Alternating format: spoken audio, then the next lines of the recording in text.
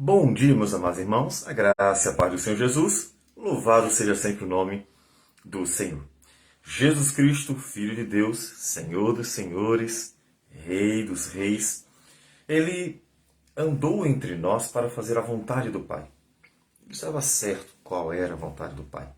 Portanto, Ele tinha plena consciência de que toda a vontade do Pai se cumpriria, porque Deus é o Senhor soberano de toda a criação, aquele que é o Todo-Poderoso e pode todas as coisas. Então, nos diz Mateus capítulo 8 que o Senhor Jesus entrou em um barco e os discípulos o seguiram. E eis que sobreveio no mar uma grande tempestade, de sorte que o barco era varrido pelas ondas. Entretanto, Jesus dormiu. Como se pode dormir num momento tão difícil como esse? Essa com certeza é uma pergunta que o primeiro leitor fará ao ver a tranquilidade de Jesus no meio de uma tempestade terrível. Mas terrível mesmo. Terrível de tal modo que nós vamos ver em Marcos que estava entrando água no barco. Tanto Mateus quanto Marcos quanto Lucas falam de uma situação em que realmente deixou pescadores profissionais aterrorizados, porque eles estavam indo a pique. Portanto, era real o problema. Jesus dormia. Diante de uma tempestade, mar em fúria, Jesus dormia. Mas os discípulos vieram acordá-lo, clamando: Senhor, salva-nos, perecemos. Como nós já falamos, devemos lembrar que estamos tratando de pescadores profissionais. Se eu estivesse num barco, o pouco que esse barco viesse a balançar, talvez me assustasse. Tendo em vista, não estou nem um pouquinho habituado com um barco no meio do mar. Mas ali estão profissionais, estão pescadores acostumados a navegar, pessoas acostumadas com temporais. Portanto, a tempestade era muito grande. Para assustar pescadores profissionais, tinha que ser algo muito sério. Eles não iriam acordar Jesus se estivessem uma tempestadezinha. Eles iriam resolver o problema, até porque Jesus não era pescador. Eles eram pescadores. Então eles resolveriam o problema sem perturbar, digamos assim, o Senhor Jesus. Para eles ficarem amedrontados daquela forma, assustados daquele jeito, é porque realmente eles viram que iam naufragar. Eles já tinham certeza que não conseguiriam contornar a situação, porque a tempestade era mais forte do que o barco, do que eles. Mas Jesus dormia. Como se pode dormir nesse momento? Então, quando eles acordam Jesus, que está ali na polpa, lá atrás, dormindo, sossegado, eles são abordados por Jesus com a seguinte pergunta. Perguntou-lhes então Jesus: por que sois tímidos, homens de pequena fé? E levantando-se, repreendeu os ventos e o mar, e fez-se grande bonança. Por que Jesus reclamou? Jesus poderia ter simplesmente repreendido os ventos, o mar, a tempestade, e mostrado para eles que ele realmente é Senhor de tudo. Mas ele repreendeu, mesmo que o problema fosse real. O problema era real. Eles não estavam vendo coisas. Eles estavam diante de uma situação que era de tal modo grande para eles, como um problema que não dava para ser contornado, que eles tiveram medo e chamaram Jesus. Por que Jesus repreenderia uma pessoa, ou pessoas, os pescadores, a todos os que estavam no barquinho, quando estavam diante de uma tempestade real? É que há algo importante em todo o ministério de Jesus. É a plena convicção da vontade do Pai. Jesus sabe o que veio fazer e sabe a hora para isso. Tanto que quando chega o momento, já no finalzinho do seu ministério, Jesus que vai ao Getsemane vai já ciente daquilo que ele deve fazer. Ele vai para orar, ele vai para buscar ali fortalecer-se para o momento final, o momento do sofrimento final e a crucificação, porque era o momento. Portanto, Jesus, ele conhecia toda a vontade do Pai. Isso é fundamental para nós. Isso é fundamental para o cristão. Porque é isso que trouxe tranquilidade para Jesus. Por que Jesus estava tão tranquilo? Porque ele conhecia a vontade de Deus. E o porquê conhecer a vontade de Deus deixa Jesus tranquilo? É que aquela não era a hora de morrer. Jesus sabia tanto que a vontade do Pai era a crucificação, que aquilo ali não seria nada. Mesmo que o mar estivesse furioso, ele não deu bola. Mesmo que o diabo quisesse matá-lo ali, ele não deu bola. Mesmo que todas as forças das trevas estivessem tentando matar Jesus naquele momento para ele não cumprir a obra da redenção, ele não deu bola. Mas por que ele não deu bola? Porque ele conhecia a vontade do Pai. Ele conhecia perfeitamente a vontade do Pai. Bem, o inimigo se levantou muitas vezes para tentar matar Jesus. É claro que ele não poderia ser capaz disso, a não ser no momento em que Jesus se deixasse. Porque uma vez que Jesus não pecou, nunca jamais, ele não merecia a morte. Logo, o Senhor Jesus jamais poderia ter sido entregue à morte, a não ser voluntariamente. O diabo não tinha poder sobre a vida de Jesus. Por quê? Jesus não é pecador. O diabo não tinha poder sobre a vida de Jesus porque Jesus é completamente santo, completamente justo. Logo, nem Herodes conseguiu matar Jesus e Deus livrou ele dessa tentativa de um homem mundano, quando Satanás sabia também que não poderia matar Jesus a não ser que ele realmente fosse entregue pelo Pai, porque ele não merecia. Satanás, ele é o acusador, mas ele é o acusador porque existe realmente culpa no homem. Quando ele aparece como acusador em Zacarias, o profeta Zacarias, ele está acusando porque Josué, que ali é o sumo sacerdote, está sujo, significa é um pecador que merece ser castigado. E Satanás aparece como advogado de acusação, dizendo assim, tem que puni-lo, Senhor. O Senhor é um justo juiz e tem que castigá-lo, tem que condená-lo. E esse é o papel de Satanás. Mas que pecado Satanás encontrou em Jesus ou encontraria em Jesus? Nenhum. Logo, ele não poderia de modo algum reclamar a morte de Jesus.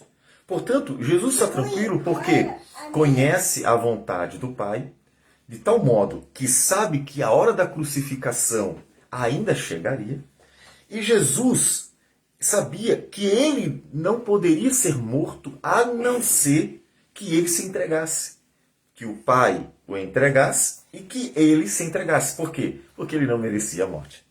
Portanto, o conhecimento de Deus, o andar com Deus, trouxeram completa segurança para Jesus.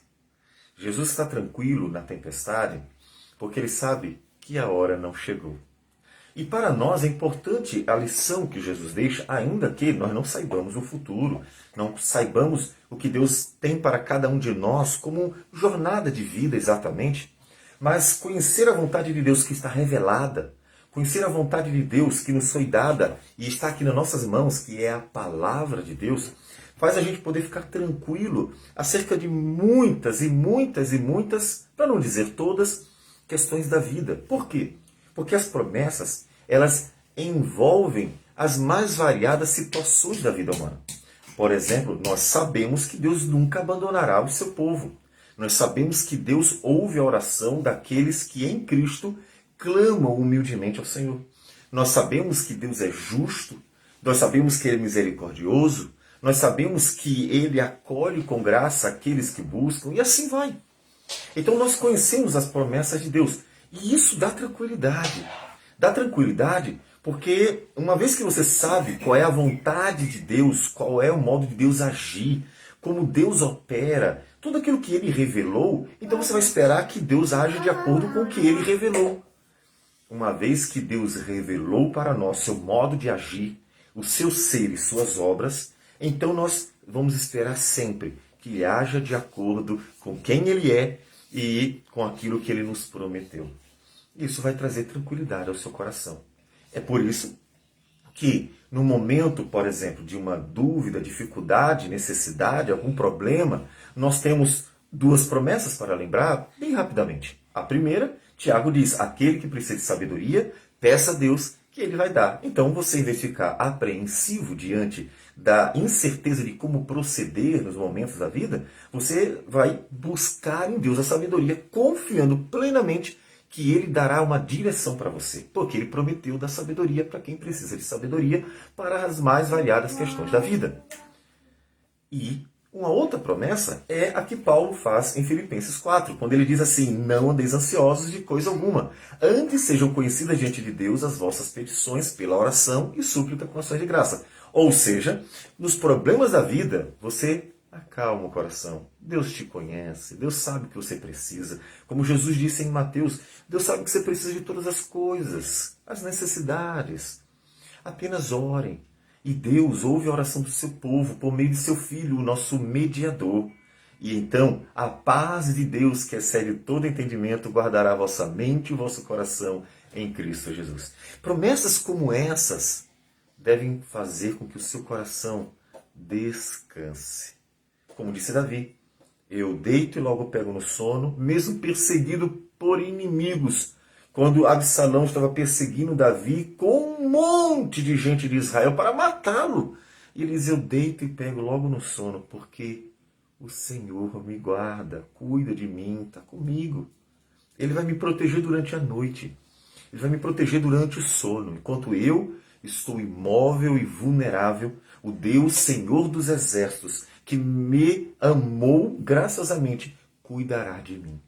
São promessas como essas que devem acalmar o coração para que o cristão, mesmo quando a tempestade está furiosa, consiga dormir na polpa como Jesus, porque sabe que a vontade do Pai é aquela que nos foi revelada. E nada fugirá do controle. O Satanás não pode fazer além do que Deus permitir, mesmo que seja bastante ruim o que ele venha trazer de malefícios para nós, como fez com Jó. Mas Deus, que é infinito em sabedoria, transforma sempre males em bênçãos, para que todas as coisas cooperem para o bem dos que amam a Deus. Então, descansar tranquilo é resultado de confiar por conhecer as promessas de Deus. Jesus repreendeu os discípulos porque eles não estavam compreendendo, não estavam atentos à vontade de Deus, que fora revelada, porque o Antigo Testamento anuncia profeticamente Cristo e o ministério, a obra que ele veio realizar. E eles não estavam entendendo ainda. E então, quando ele repreende o vento, o mar, a tempestade, diz o texto que e maravilharam-se os homens, dizendo, quem é este que até os ventos e o mar lhe obedecem? Observe que essa indagação mostra que eles realmente não conheciam a vontade do Pai, nem sabiam quem estava ali. Eles não entenderam que estava ali o próprio Deus, por isso chamado de Emanuel, Deus conosco. E então tinha poder sobre todas as coisas, porque Ele é o próprio Criador de todas as coisas. Eles não entendiam e por isso afligiam o coração. Você precisa conhecer a vontade de Deus. Você precisa conhecer o Senhor. Conhecer o Senhor levará seu coração a desfrutar de paz, porque você estará certo sobre os atributos graciosos, amorosos, bondosos de Deus para com o seu povo. E você terá no coração aquela paz que é gerada pelo Espírito Santo, que transmite a nós a palavra e então conforta o nosso coração na certeza ou com a certeza de que o amor de Deus para com a sua igreja é real, imutável e prático. Eles precisavam conhecer quem era Ele. Tudo isso para que eles estivessem atentos a quem é este? O Filho de Deus, o Senhor da glória. Portanto, se você fica ansioso, ansiosa, nos momentos difíceis da vida, nas lutas, lembre-se que você está diante do Criador e de que nada foge da presença dele, nada foge ao controle dele. Portanto, você precisa olhar para Jesus por quem ele é, não com dúvida quem ele é. Há uma necessidade real de que todo aquele que se achegue a Cristo conheça ele por quem ele realmente é, porque só assim você realmente vai crer nele como deve crer. e vai descansar o coração nele como deve descansar. E vai desfrutar da paz de Deus que excede todo entendimento em Cristo Jesus, porque você sabe quem Ele é. Ele é o Filho de Deus, o Deus homem, que nos amou e é o nosso mediador e intercede junto ao Pai diariamente. E Ele que conheceu as nossas fraquezas, porque sofreu como nós, intercede favoravelmente, com graça, porque sabe que somos pó. E então está ao nosso lado para sempre cuidar de nós. E isso faz com que você descanse o coração. Porque até mesmo as lutas mais difíceis da vida estão no controle daquele que fez todas as coisas com poder e graça para o louvor da sua glória. Então, quando a tempestade estiver forte demais, lembre-se que é possível dormir quando você sabe a vontade de Deus, boa, perfeita e agradável para o seu povo.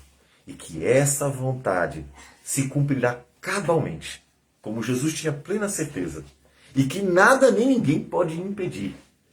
Como diz Paulo em Romanos capítulo 8, jamais, jamais qualquer criatura nos separará do amor de Deus que está em Cristo Jesus. E essa é a certeza que nos traz a paz de Deus, que excede todo entendimento. Então, descanse o coração, porque o Senhor da glória amou um povo em Cristo Jesus e cuida poderosamente deste povo, conforme a sua boa vontade. Vamos orar. Senhor Deus amado, bendito o teu nome. O Senhor é maravilhoso e nós agradecemos por se revelar a nós, de tal modo que nós, conhecendo o Senhor, podemos descansar o coração em ti. Podem vir 1000 inimigos contra nós. Podem vir os homens mais tenebrosos, arrogantes e presunçosos. Pode o mundo inteiro lutar contra aqueles que amam o Senhor.